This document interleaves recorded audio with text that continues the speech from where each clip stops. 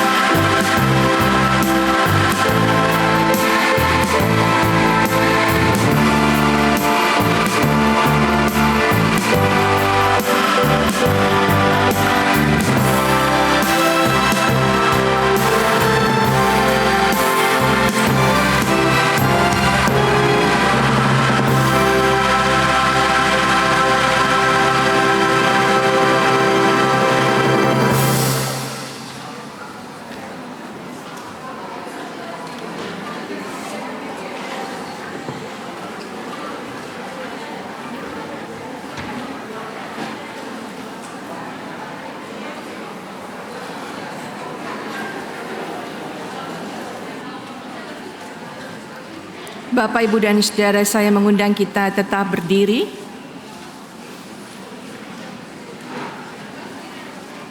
Kita dipanggil dari kegelapan kepada terangnya yang ajaib. Datanglah, berkumpullah, bersatulah, sembahlah Tuhan, muliakanlah Dia. Sebab Tuhan telah bersabda, Aku akan menjadikan mereka dan semua yang ada di sekitar gunungku menjadi berkat. Aku akan menurunkan hujan pada waktunya, dan itu adalah hujan yang membawa berkat.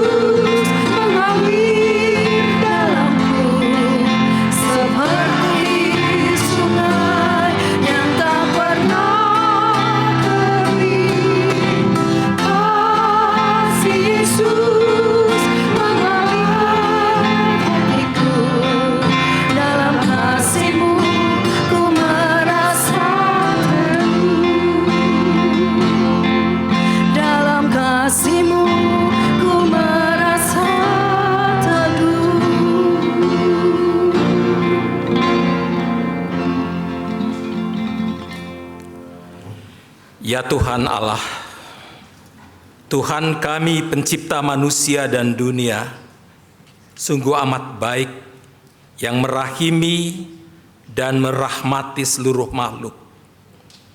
Kami berkumpul di hadapan-Mu, bersyukur atas segala berkat dan rahmat-Mu.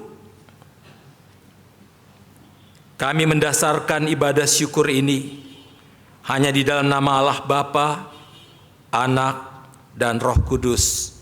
Amin. Kasih karunia dan damai sejahtera Allah menyertai kamu sekalian.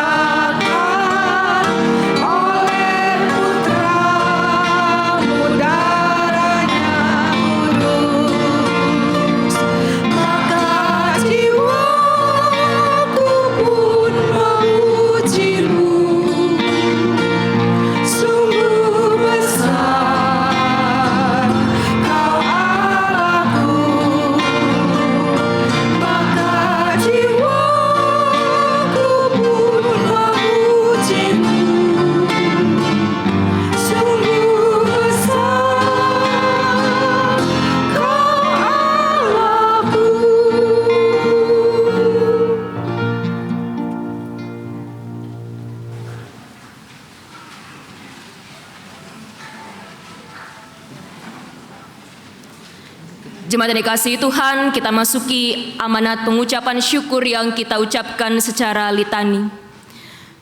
Tuhan, Engkaulah tempat perteduhan kami turun-temurun.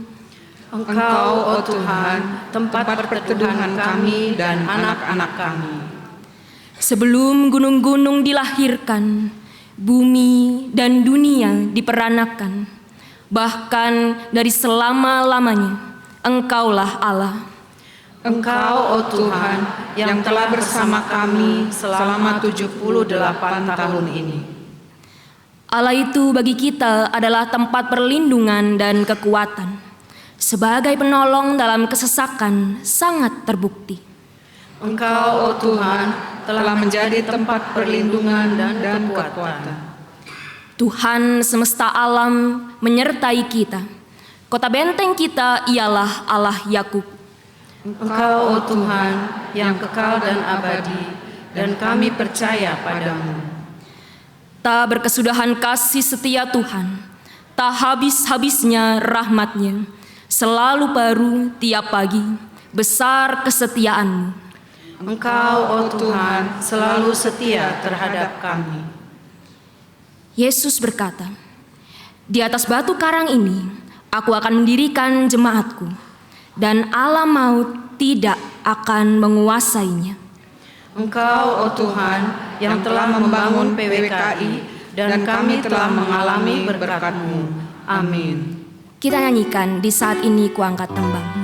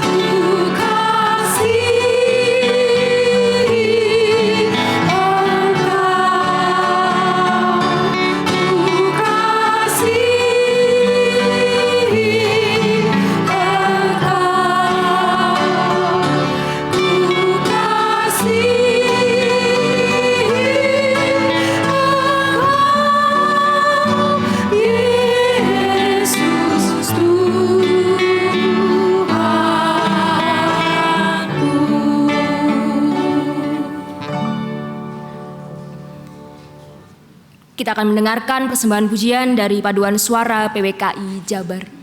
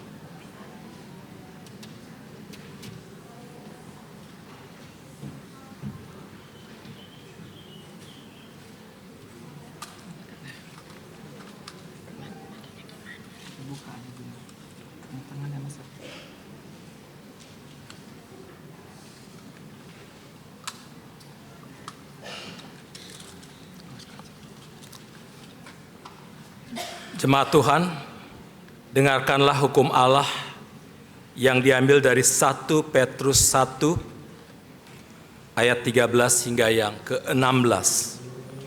Demikian, sebab itu siapkanlah akal budimu, waspadalah dan letakkanlah pengharapanmu seluruhnya atas kasih karunia yang dianugerahkan kepadamu pada waktu penyataan Yesus Kristus. Hiduplah sebagai anak-anak yang taat, dan jangan turuti hawa nafsu yang menguasai kamu pada waktu kebodohanmu. Tetapi hendaklah kamu menjadi kudus di dalam seluruh hidupmu, sama seperti Dia yang kudus yang telah memanggil kamu. Sebab ada tertulis, kuduslah kamu, sebab Aku kudus.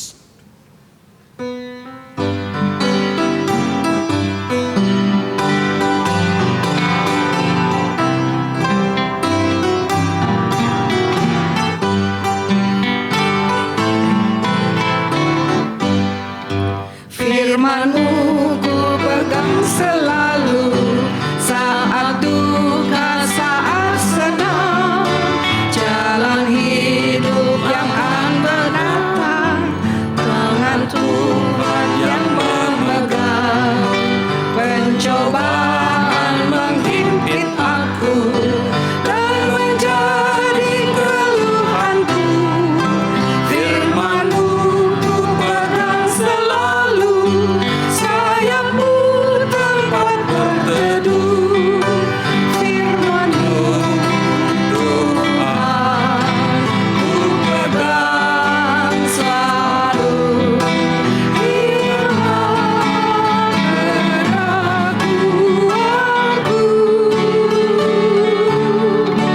Bila hatiku rasa susah, padamu aku berserah. Firman-Mu ku pegang selalu, maka amanlah jiwaku. Mari kita berdoa sebelum kita mendengarkan pemberitaan firman Tuhan. Bapa Surgawi, kami bersyukur kepadamu Tuhan. Kau telah kumpulkan kami semua dari berbagai kota, bahkan dari berbagai daerah di Indonesia ini. Tuhan, terima kasih kami boleh bersekutu bersama-sama. Dan pada saat ini Tuhan, di dalam rasa syukur kami, pada saat kami merayakan hari ulang tahun PWKI ini, kiranya Tuhan menolong kami agar supaya kami sungguh-sungguh mampu mendengarkan firman-Mu, memahaminya dan melakukannya di dalam kehidupan kami sehari-hari, terutama agar supaya sebagai kaum perempuan ya Tuhan, kami sungguh-sungguh diberikan kekuatan dan kemampuan untuk membangun Indonesia yang lebih baik, lebih adil, lebih damai, dan menjadi berkat bagi semua. Terpujilah nama-Mu demi Kristus Yesus. Amin. Jemaat Tuhan yang terkasih, pembacaan Alkitab akan diambil dari Yehezkiel 1 ayat 28. Seperti busur pelangi yang terlihat pada musim hujan di awan-awan, demikianlah kelihatan sinar yang mengelilinginya. Begitulah kelihatan gambar kemuliaan Tuhan. Tatkala aku melihatnya, aku sembah sujud. Lalu ku dengar suara Dia yang berfirman.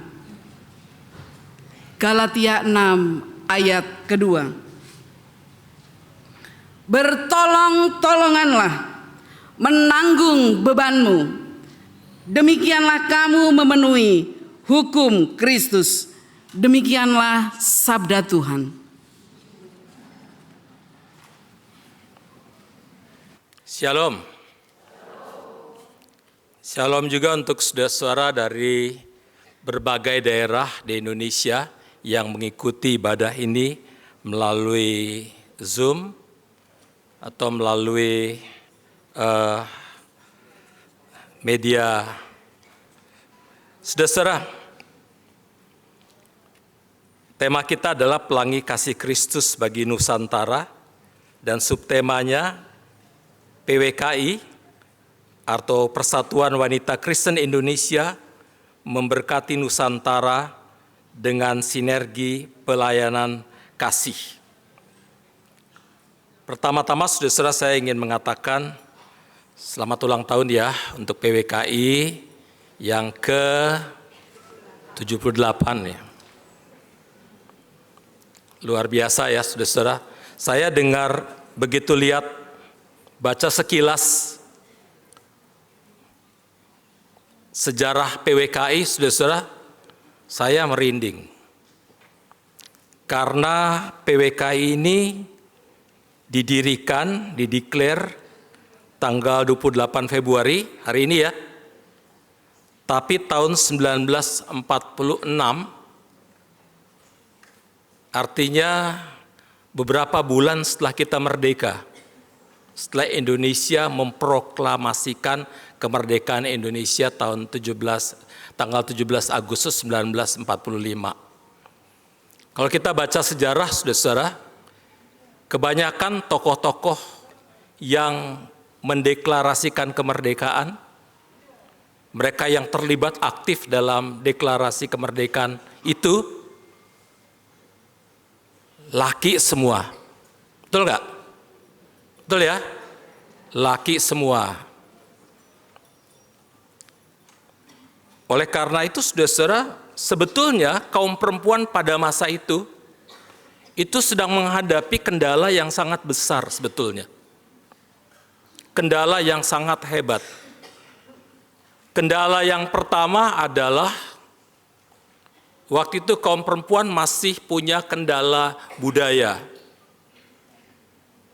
Orang masih terutama hidup dalam zaman patriarki ya, di mana kaum laki-laki memang yang utama, kaum laki-laki yang berperan besar, kaum laki-laki yang nomor satu, kemudian kaum perempuan seperti terlupakan.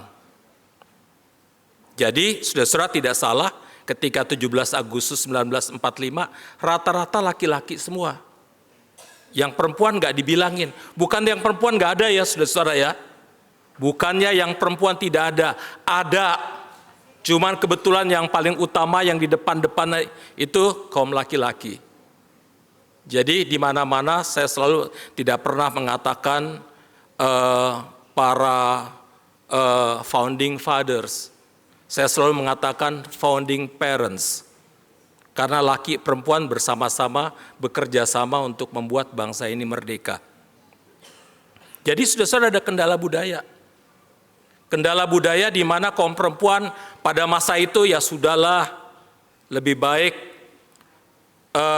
cepat nikah lah. Mau nikah jadi istri keberapa juga nggak apa-apa lah. Serius ini. Ini yang diprotes habis-habisan oleh Kartini. Kartini habis-habisan memprotes, meskipun kemudian dia sendiri nikah sebagai istri kesekian. Tapi dia protes habis-habisan.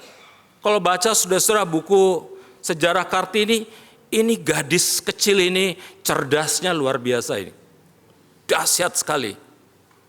Saya bahkan ketika waktu itu diminta jadi saksi ahli di Mahkamah Konstitusi untuk memperjuangkan supaya tidak ada perkawinan anak-anak. Saya diminta jadi saksi ahli. Saya kutip Kartini. Karena Kartini bilang ibu-ibu itu kaum perempuan. Itu bukan saja ibu secara biologis, tapi ibu budaya. Dialah yang mendidik anak-anak. Dialah yang membesarkan anak-anak. Dialah yang membuat anak-anak mengerti dunia.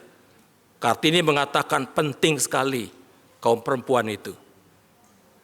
Jadi saya bilang oleh karena itu nggak boleh itu perkawinan anak-anak.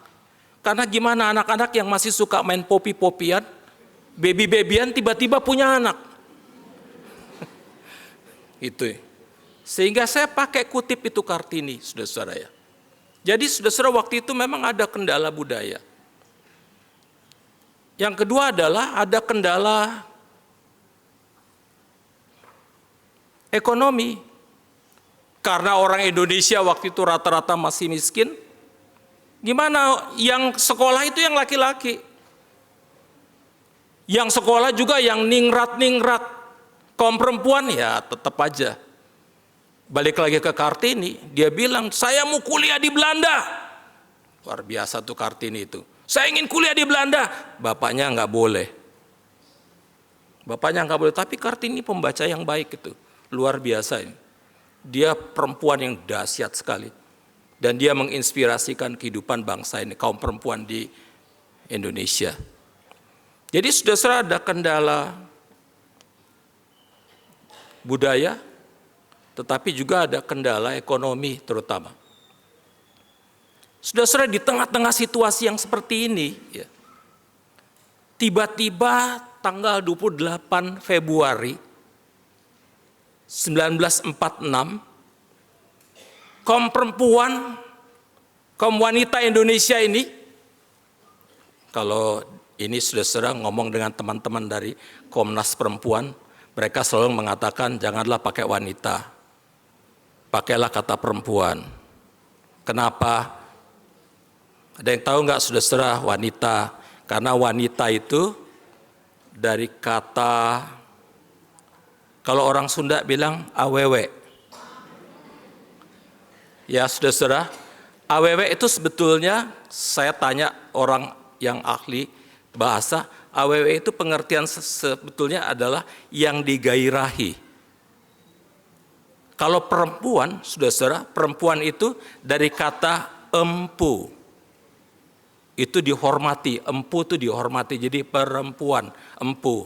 Jadi Komnas yang ada kita miliki bukan Komnas wanita, tapi Komnas perempuan. Tapi oke lah saudara, namanya udah Persatuan Wanita Indonesia, kita pakai wanita ya, setuju ya? Wanita dalam pengertian perempuan. Nah saudara, yang saya bingung adalah ketika mereka masih punya kendala budaya, punya kendala sosial ekonomi, mereka bikin ini PWKI, Persatuan Wanita Kristen Indonesia. Ini dahsyat sekali, ini merinding saya. Kenapa? Loh, masih susah loh cari orang perempuan yang pintar waktu itu. Musik satu lagi tuh, kendala pendidikan. Masih sekarang ini banyak, ada ahli hukum yang luar biasa, ada dokter, ada bahkan sekarang ada ahli insinyur bangunan yang ngeberesin jalan-jalan di untuk jalan di Jakarta itu saudara kaum perempuan pemikirnya. Dulu itu saudara tahun 46 masih susah cari perempuan yang pinter. Belum ada yang punya pendidikan tinggi, tapi mereka saudara membangun PWKI. Pertanyaannya saudara, kenapa sih kaum perempuan ini kok membangun PWKI? Padahal mereka punya keterbatasan, mereka punya kelemahan banyak sekali, baik secara pendidikan, sosial budaya, ekonomi, dan sebagainya. Kenapa sih? Apa yang membuat mereka bisa membangun PWKI ini? Pertanyaannya. Jawabannya satu, saudara. Jawabannya satu. Karena punya dream. Ada mimpi. Kalau orang tuh, saudara, lihat pada keterbatasannya dulu. Aku masih kurang. Aku aja masih susah. Aku aja masih gini. Aduh, aku ini bukan apa-apa. I'm nothing, I'm nobody. Sudah. Dia nggak akan bisa bergerak. Tetapi ketika orang udah punya mimpi, aku harus jadi begini, aku harus jadi begitu, dan aku punya komitmen untuk memperjuangkannya. Wah, langsung punya energi. Ini mereka punya mimpi, punya dream.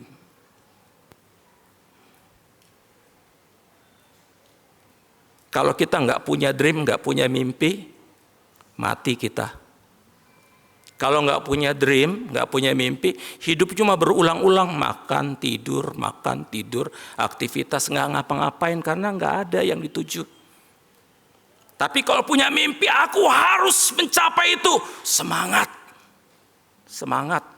Apapun kesulitan, apapun masalah, maju terus. Nah, ini Ini semangat tahun 46. Karena berdirinya tahun 46, saudara-saudara. Pantas banyak duit kaum perempuan. Karena BNI 46.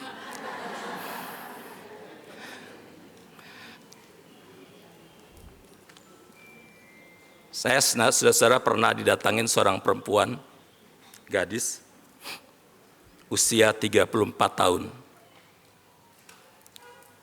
Waktu dia janjian sama saya ketemu, saya lihat ini orang lagi punya persoalan berat nih. Dari bahasa tubuhnya aja udah kelihatan nih frustrasi nih. Kami ngobrol, saudara-saudara, lalu pada saat ngobrol ini benar, dugaan saya, dia lagi punya persoalan yang sangat-sangat berat. Ditinggal pacarnya, dipecat dari pekerjaannya, dikejar debt collector karena dia nggak bisa bayar itu kartu kredit. Sekarang banyak ibu-ibu loh dikejar oleh debt collector karena pinjol. Jangan main pinjol ya, saudara-saudara ya, bahaya. Banyak loh yang sekarang sedang menghadapi masalah gara-gara pinjol. Nah ini saudara-saudara, saya ngomong sama dia. Saya bilang, kenapa kamu? Iya, saya lagi menghadapi masalah berat. Dia nangis banget, nangis. Saya udah dengerin nangisnya ada 2 jam kali. 2 jam beneran, saudara-saudara. Dia nangis, biasanya kalau udah nangis gini, saudara-saudara, dianya tenang, pendetanya stres. Dia setelah itu saya ajak ngomong, oke, sekarang semua persoalanmu yang ke belakang nggak bisa diapa-apain lagi. Terima aja, sekarang berpikirlah ke depan. Mau nggak berpikir ke depan? Iya. Saya tanya, what is your dream for your future? Dia diam, geleng kepala. Kamu tuh nanti mau jadi apa ke depan? Dia geleng kepala. Kamu nggak pikir punya cita-cita ke depan?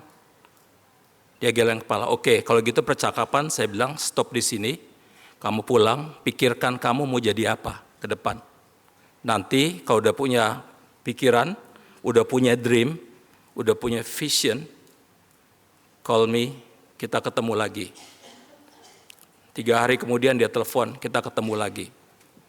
Kita ketemu ngobrol. Dan kali ini saudara-saudara, matanya udah berbinar-binar. Pak Pati, saya punya rencana, saya punya dream sekarang. Apa? Ini A, B, C, D, E, F. Oke, jangan banyak-banyak. Saya bilang, 2 atau 3 aja yang you focus. Oke, yang ini. Udah semangat, karena udah punya dream. Sudah tahu dia ingin mau kemana. Oke, sekarang kita bikin strategi ya untuk mencapainya. Saya akan bantu kamu. Saya bilang, oke, tolong bantu Pak Pati, saya bantu. Kamu itu kayak mobil mogok aja. Didorong dikit, begitu jalan langsung kebut. Karena kamu punya potensi. Saudara-saudara, begitu saya bilang kamu punya potensi, dia bilang, masa betul kamu punya potensi, kamu pintar.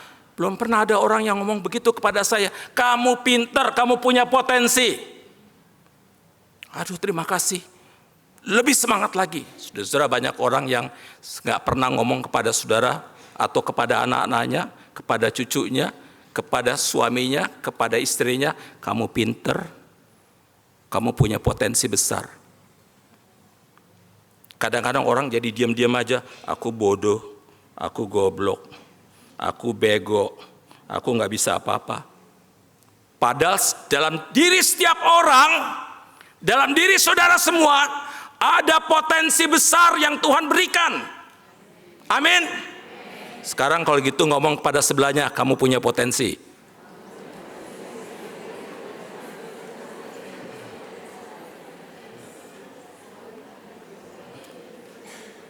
Amin, saudara-saudara ya. Percaya, kita mesti punya potensi, kita punya potensi besar. Dan dia akhirnya pulang dengan percaya, saudara-saudara, aku punya dream, dan ternyata aku punya potensi. Cuma 4 tahun, saudara-saudara, 34, 38, cuma 4 tahun dia udah suksesnya luar biasa. Cuma 4 tahun dari Dari yang tadinya ancur-ancuran, cuma 4 tahun dia langsung naik. Kenapa? Punya dream. Yang kedua, punya komitmen to reaching the dream. Dan ketiga adalah dia punya semangat untuk masukkan itu di dalam action. Bukan setelah punya dream, terus doain, Tuhan, aku ingin jadi sarjana hukum, Tuhan. Tuhan, aku ingin jadi dokter, tapi diam-diam terus tidur. Tapi sudah punya komitmen, kerjakan. Menghadapi tantangan, aku maju terus. Nah ini PWKI ini, saudara. Itu PWKI. Tahu banyak tantangan, banyak persoalan. Aku punya dream. Sekarang kalau begitu bagaimana? Apa yang mesti kita lakukan? Aku nggak bisa lakukan sendirian. Aku nggak mungkin membangun Indonesia untuk sendirian. Kalau gitu kita bikin yang namanya PWKI yuk. PWKI ini kendaraan, saudara-saudara. Ini kendaraan, alat aja. Supaya kaum perempuan itu bisa meningkatkan kapasitasnya, kemampuannya. Melalui kendaraan itu sekaligus bisa memberikan kontribusi yang sebesar-besarnya untuk bangsa ini. Ini kendaraan, saudara-saudara.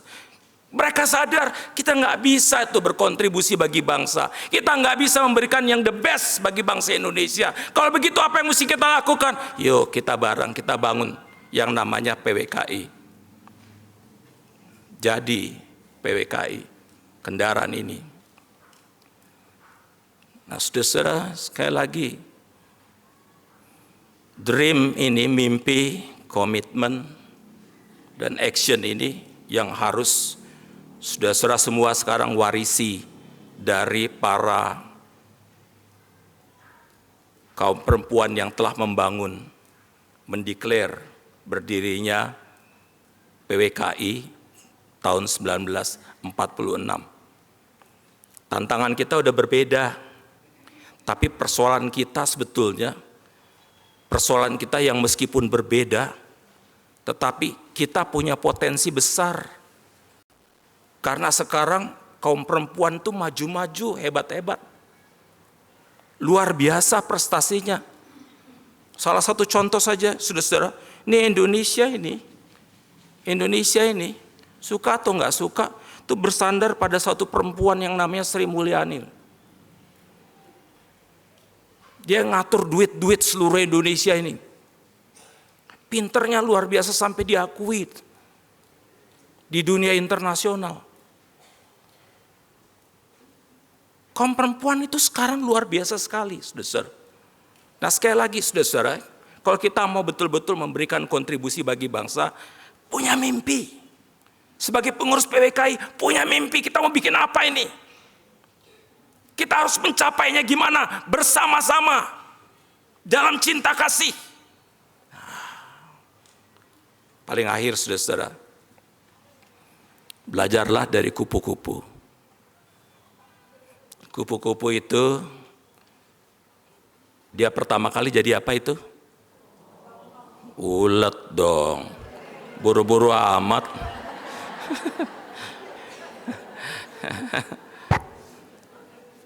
Ulet dulu.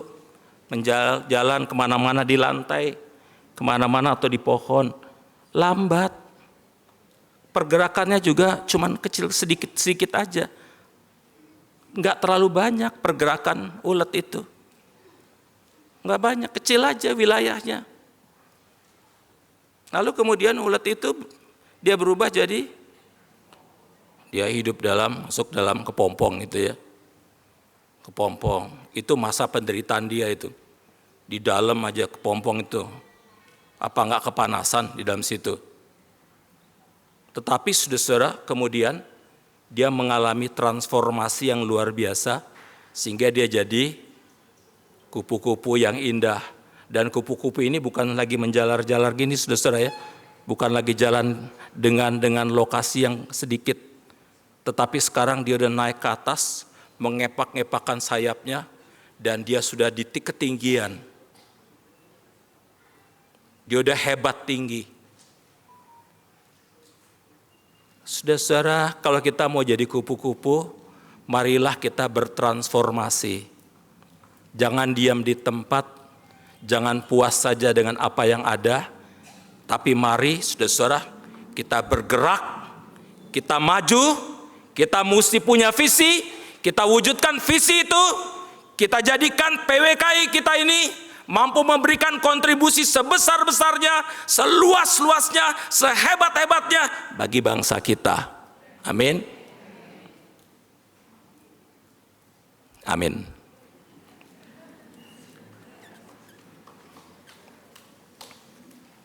Ini khotbah sudah jadi nggak usah ditepukan. Kita dengarkan paduan suara DPP PWKI.